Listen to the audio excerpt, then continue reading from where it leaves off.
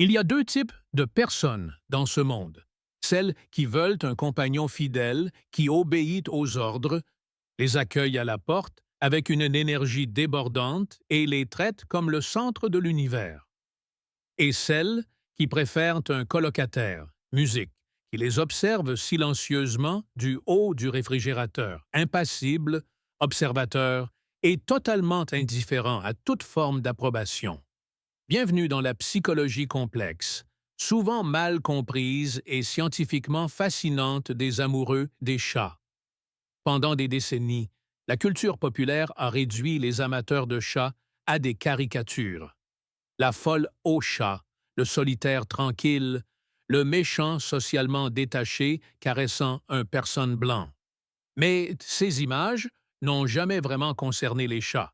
Elles reconcernaient l'inconfort ressenti face aux personnes qui n'expriment pas le lien de la manière attendue par la société. Car la science raconte une histoire bien différente. Votre préférence pour les chats n'est pas le fruit du hasard. Ce n'est pas une simple bizarrerie. Et il ne s'agit certainement pas d'être antisocial. C'est un signal, une empreinte biologique et psychologique, musique, qui révèle comment vous traitez les émotions, comment vous régulez votre stress, quel est votre rapport à l'autonomie et comment votre système nerveux recherche la sécurité. Les amoureuses des chats ne sont pas attirées par l'obéissance. Ils sont attirés par la coexistence. Ils ne recherchent pas un retour permanent. Ils veulent une présence sans pression. Ils n'ont pas besoin d'être adorés. Ils ont besoin de musique, se sentir régulés. Aujourd'hui, nous ne sommes pas là pour admirer de mignons chatons.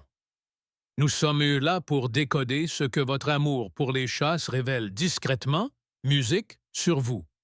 Nous allons décomposer les traits de personnalité qui séparent les gens à chats des gens à chiens. Nous explorerons l'astuce évolutive qui fait qu'un prédateur est considéré comme un membre de la famille. Et oui, nous affronterons la théorie troublante qui suggère que votre attachement au chat n'est peut-être pas entièrement le vôtre. La question n'est donc pas de savoir si vous aimez les chats. La question est de savoir pourquoi. C'est la psychologie des amoureux des chats. La culture populaire n'a jamais su, musique, quoi faire des personnes qui n'expriment pas bruyamment leurs émotions. Alors, elle a transformé les amoureux des chats en plaisanterie. La folle au chat. L'intellectuel froid. Le méchant silencieux avec un chat sur les genoux, observant le monde à distance. Mais ces stéréotypes ne proviennent pas de la science. Ils sont nés de l'inconfort. La culture moderne est construite autour de la visibilité. Être expressif, énergique, constamment disponible et émotionnellement lisible est considéré comme la base pour être en bonne santé ou sociable. Et quiconque ne correspond pas à ce moule est rapidement étiqueté comme renfermé, étrange ou antisocial. Les amoureux des chats remettent en question ce récit. Ils ne diffusent pas leur monde intérieur. Ils ne recherchent pas plutôt pas une interaction constante pour se sentir connectés. Et ils ne confondent pas le bruit avec l'intimité. Cela les rend faciles à mal comprendre dans une culture qui assimile la présence à la performance. Mais la psychologie nous dit quelque chose d'important. L'absence d'expression constante n'est pas une absence émotionnelle, c'est de la régulation. De nombreux musiques, amoureux des chats sont profondément observateurs. Ils perçoivent les changements subtils de ton, de langage corporel et d'atmosphère émotionnelle. Ils parlent peut-être moins, mais ils remarquent davantage.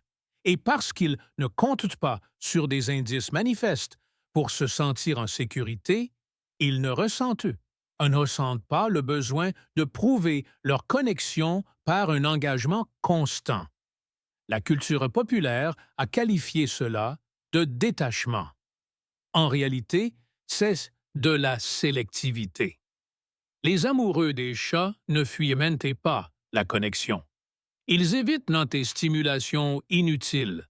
Ils choisissent des environnements et des relations qui respectent leur rythme interne. Et quand on cesse de mesurer la santé sociale par le volume, l'attention ou l'enthousiasme, le stéréotype s'effondre. Ce qui ressemble à de la distance de l'extérieur est souvent du discernement à l'intérieur. Et c'est dans ce malentendu qu'est né le mythe de l'amoureux des chats. Les psychologues décrivent souvent la personnalité à travers 5 traits fondamentaux: l'ouverture, le caractère consciencieux, musique, l'extraversion, l'amabilité et le névrosisme, les Big Five. Lorsque les chercheurs comparent les personnes musiques qui s'identifient comme amoureux des chats à celles qui préfèrent les chiens, des schémas clairs et cohérents apparaissent. Les amoureux des chats ont tendance à obtenir des scores plus élevés en ouverture à l'expérience. Sur le papier, cela signifie créativité, curiosité et aisance face à musique, la complexité. Mais vécu de l'intérieur, cela ressemble à un esprit qui ne se contente pas facilement d'explications simples. Les amoureux des chats sont souvent attirés par les idées, l'art, les émotions et les perspectives qui ne s'inscrivent pas parfaitement dans les normes sociales. Ils sont plus disposés à accepter l'ambiguïté, à explorer les mondes intérieurs et à se demander pourquoi les choses sont faites d'une certaine manière au lieu d'accepter la tradition par défaut. Ils obtiennent également des scores musique plus bas en extraversion. C'est ici que les malentendus commencent. Une extraversion plus faible ne signifie pas une incompétence sociale ou un désintérêt pour les autres. Cela signifie que l'énergie circule vers l'intérieur avant de sortir. L'interaction sociale coûte plus cher. Le bruit, l'imprévisibilité et l'engagement constant épuisent plutôt qu'ils ne dynamisent. Les amoureux des chats peuvent apprécier profondément les gens, mais à plus petite dose, avec plus musique, d'espace entre les deux. La recherche montre également des niveaux de névrosisme légèrement plus élevés chez les amoureux des chats. En psychologie, cela ne signifie pas instabilité. Cela signifie une certaine sensibilité, une conscience accrue des états internes et des signaux environnementaux. Les personnes à chat remarquent souvent le stress plus tôt, ressentent les changements émotionnels plus rapidement et réagissent fortement à la surstimulation. Ce n'est pas un défaut. AI Music, c'est un système d'alerte précoce. De l'extérieur, cette vie intérieure est pour la plupart invisible. Les personnes à chat music n'externalisent pas leur processus de réflexion. Elles annoncent rarement quand quelque chose les submerge. Au lieu de cela, elles s'adaptent tranquillement, recherchant le calme, le contrôle et la prévisibilité. Un chien qui aboie, un environnement social non structuré ou des demandes d'attention constante peuvent sembler intrusifs pour un système nerveux qui est déjà finement music accordé.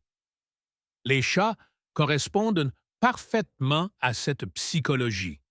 Ils ne s'imposent pas. Ils n'augmentent pas l'énergie ambiante. Ils se déplacent lentement, de manière prévisible et avec des limites claires. Pour quelqu'un ayant un niveau élevé d'ouverture et de sensibilité, cette présence est stabilisatrice. Music. Ainsi, quand les amateurs de chats disent bien qu'ils préfèrent simplement les chats, ce qu'ils expriment réellement, c'est un alignement entre leur tempérament et leur environnement, entre leur monde intérieur et le type de musique compagnie qui lui permet de fonctionner sans surcharge. Et ce monde intérieur, calme, complexe et profondément perceptif, est la partie que music, la plupart des gens, ne voient jamais. À un certain moment, la personnalité cesse d'être l'explication la plus utile. Car ce qui, music, sépare les gens à chat des gens à chien n'est pas seulement leur façon de penser ou de se comporter. C'est là la façon dont leur système nerveux, music, répond au monde.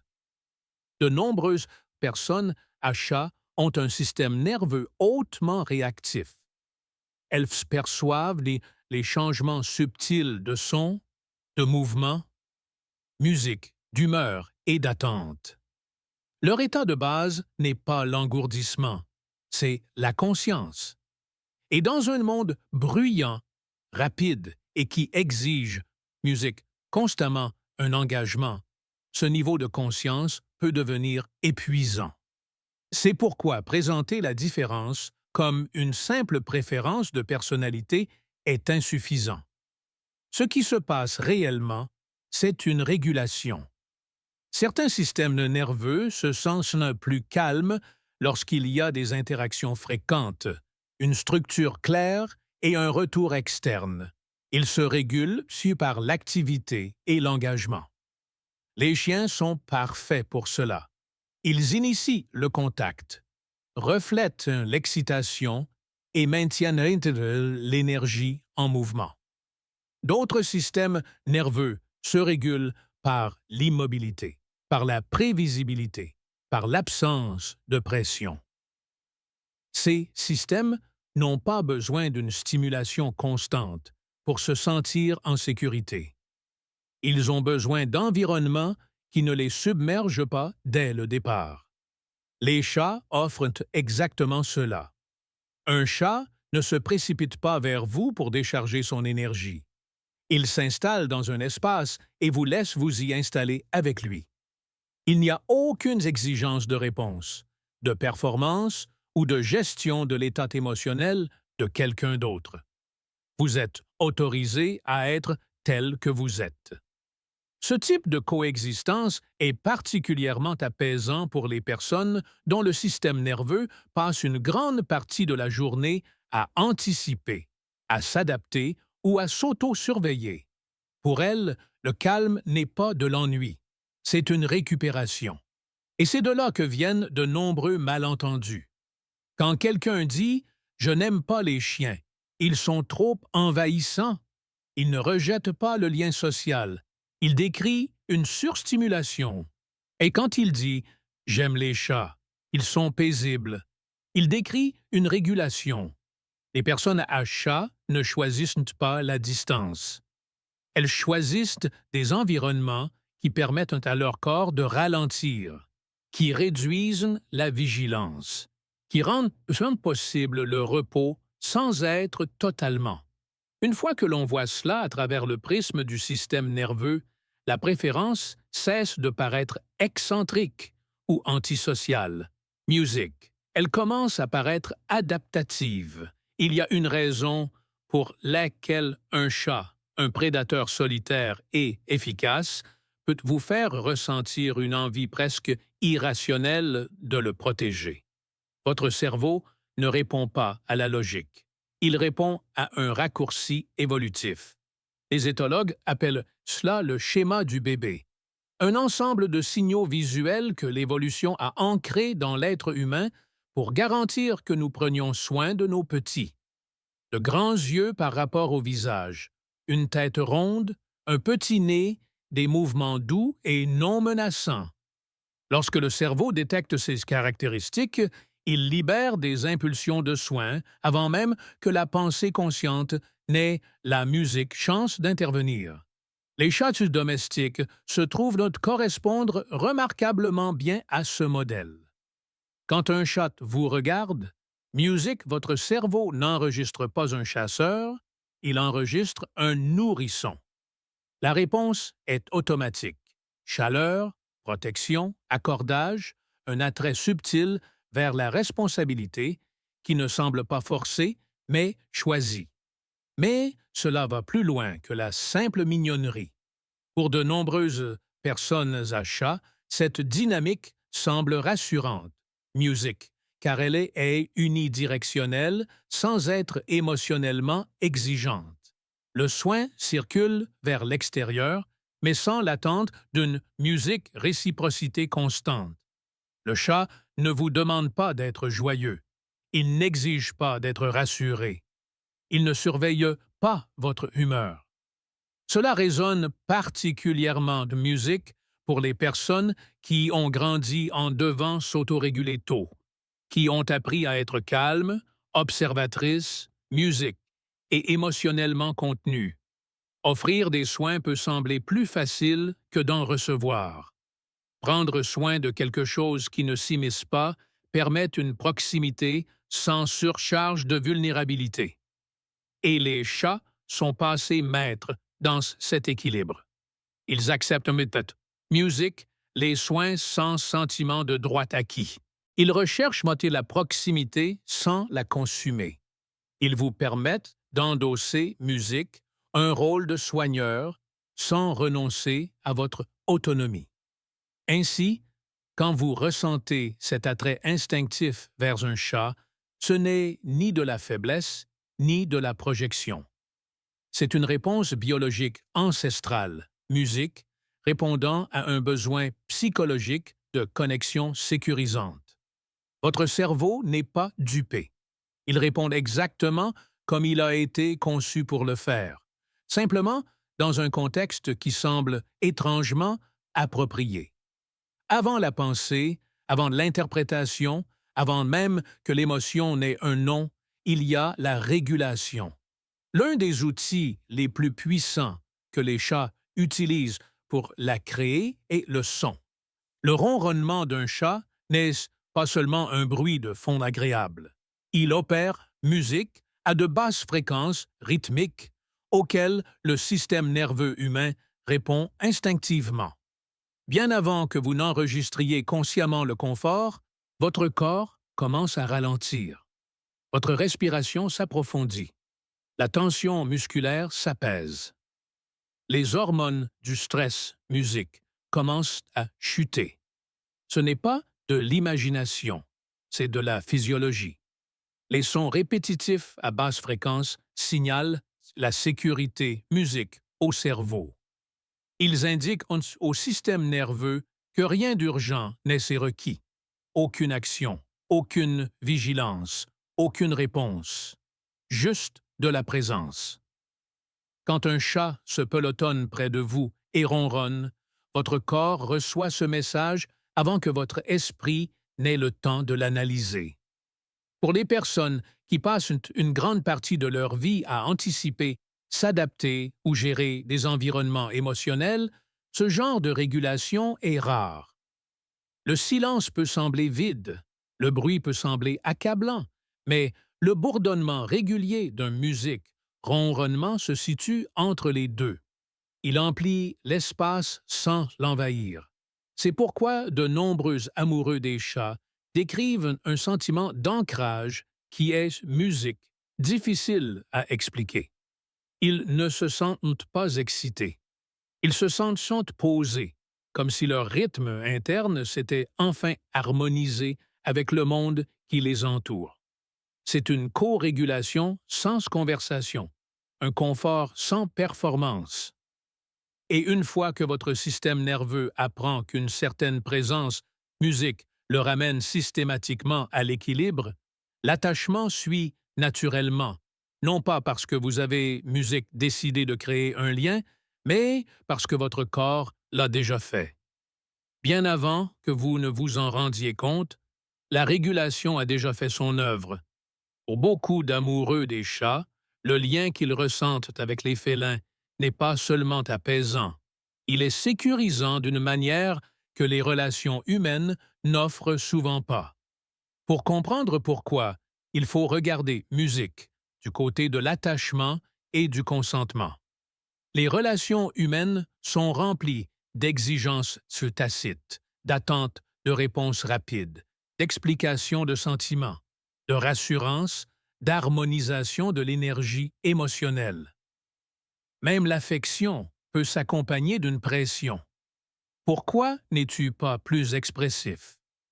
Pourquoi n'as-tu pas musique, besoin de moi comme j'ai besoin de toi?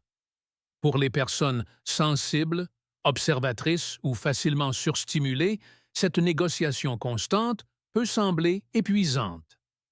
Les chats ne fonctionnent pas ainsi. Un chat ne présuppose jamais un accès à vous. Son affection est offerte, passe imposée. Lorsqu'il choisit de s'asseoir à vos côtés ou sur vos genoux, il le fait sans attente de conversation, de contact visuel ou de performance émotionnelle. Et quand il part, il ne demande aucune justification. Ce respect mutuel des limites crée quelque chose de rare. Une connexion sans intrusion. Psychologiquement, cela s'aligne étroitement avec la manière dont musique, les amoureux des chats, vivent l'attachement. Beaucoup ne sont pas évitants vis-à-vis de l'intimité, mais ils sont évitants vis-à-vis de la pression. Ils veulent une proximité qui se déploie naturellement sans urgence, musique ni exigence. Les chats modèlent exactement cela. Ils enseignent par leur comportement que l'attachement ne nécessite pas de preuves constantes. Le consentement est au cœur de cette dynamique. Avec les chats, musique, l'affection doit être méritée et entretenue par l'accordage. Vous apprenez à lire des signaux subtils. Un battement de queue, un changement de posture, une modification de la respiration. Vous vous ajustez en conséquence. Au fil du temps, cela construit, musique, une relation ancrée dans le respect plutôt que dans le contrôle. Pour les personnes ayant subi des violations de limites, qu'elles soient émotionnelles, psychologiques ou relationnelles, cela compte profondément. Les chats semblent plus sûrs parce qu'ils ne franchissent pas les limites par défaut. Ils ne testent pas, ils ne décident pas la loyauté.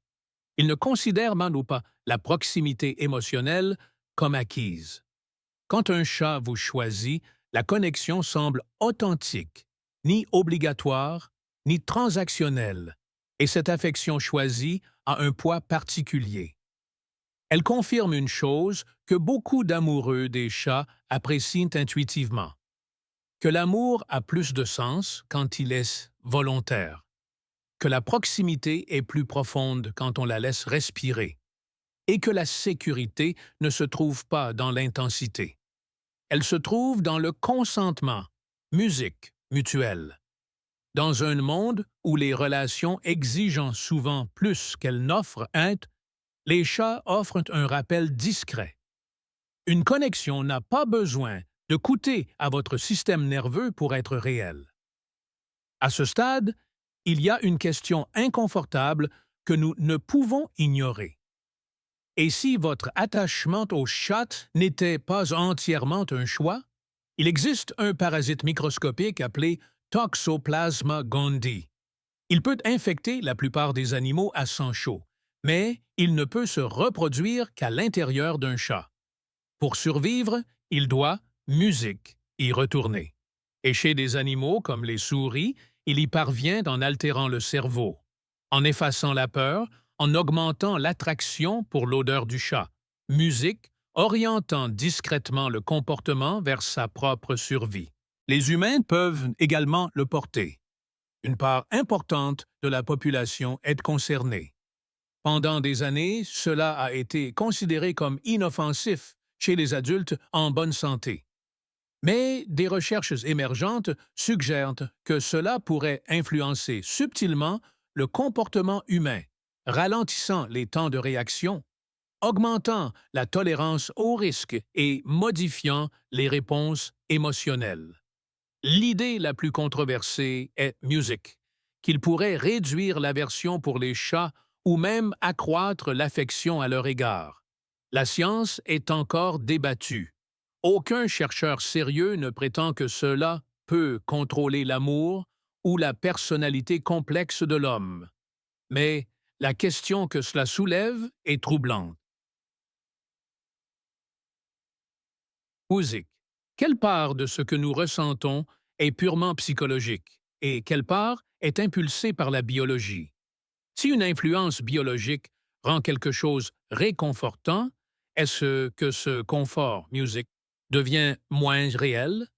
Cette théorie nous perturbe car elle menace l'idée de libre arbitre. Mais elle révèle aussi quelque chose de sincère. Les humains ne sont pas des êtres purement rationnels. Nous sommes des écosystèmes, music, façonnés par la chimie, l'histoire et l'instinct.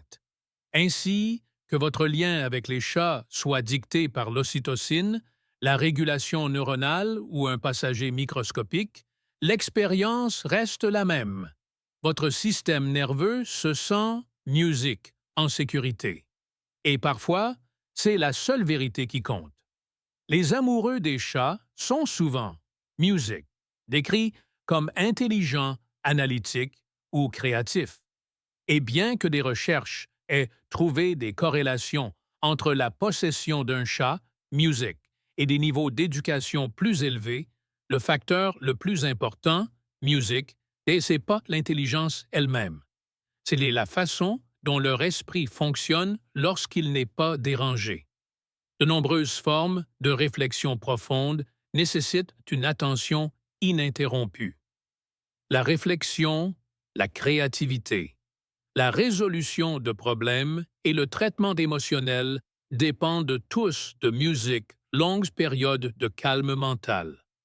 Pour les personnes structurées de cette manière, une interruption constante, musique, ne fait pas que distraire, elle fracture la pensée. Les chats n'interrompent pas. Ils coexistent aux côtés de la concentration sans l'exiger. Ils ne détournent pas l'attention vers l'extérieur et ne nécessitent pas d'engagement continu. Leur présence emplit l'espace sans le fragmenter, permettant à la pensée de s'approfondir plutôt que de s'éparpiller. C'est pourquoi tant d'écrivains, d'artistes et de penseurs se sont tournés vers les chats. Non pas parce que les chats rendent les gens plus intelligents, mais parce qu'ils protègent les conditions nécessaires au fonctionnement de l'intelligence. La solitude dans The Music, ce contexte n'est pas de l'isolement, c'est une liberté cognitive. La culture moderne traite souvent la solitude comme quelque chose à corriger. Le silence est perçu comme de la solitude, l'immobilité comme de l'évitement.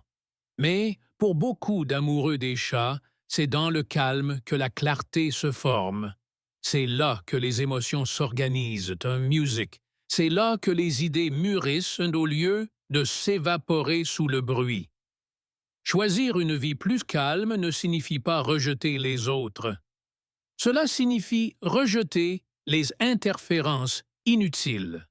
Les amoureux des chats ne se retirent pas du monde. Ils le sélectionnent. Et les chats, avec leurs exigences de minimals, music, et leur respect intuitif de l'espace, s'intègrent tous parfaitement dans ce choix. Ils valident quelque chose que la société fait rarement.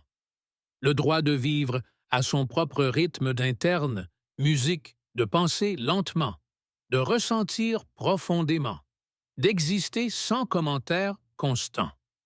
En ce sens, aimer les chats n'est pas un marqueur d'intelligence. C'est une déclaration de valeur, un engagement envers la profondeur plutôt que la distraction. Alors, peut-être que cela n'a jamais vraiment concerné les chats. Peut-être était-ce à propos du type de système nerveux que vous avez et du type de monde dans lequel il se sent le plus en sécurité. Si vous êtes attiré, music, par les chats, cela ne signifie pas que vous êtes distant, froid ou déconnecté. Cela signifie que vous êtes fait pour la subtilité, pour une présence musique, sans pression, pour une connexion qui n'exige pas un rendement constant. Votre système s'apaise, musique, dans des environnements où rien ne vous oblige à être plus bruyant, plus rapide ou plus disponible que vous ne l'êtes réellement. Les chats ne vous demandent-ils pas de performer. Ils ne testent pas votre loyauté. Ils ne confondent pas intensité et intimité. Ils existent simplement avec vous. Et pour certaines personnes, cette compagnie silencieuse est exactement ce qui leur permet de se sentir à nouveau humaine. Alors, si une partie de cette vidéo vous a permis de vous sentir compris, si elle a mis des mots sur quelque chose que vous avez toujours ressenti mais jamais pleinement compris, vous n'êtes pas seul. Cette chaîne est un espace pour les personnes qui font l'expérience du monde profondément et calmement. Si vous souhaitez explorer musique, davantage ces modèles types psychologiques, pensez à vous abonner. Et si cela a résonné en vous, laissez un commentaire. Que vous apporte les chats que le monde ne vous apporte souvent pas. Merci d'avoir regardé. Musique, c'est parti.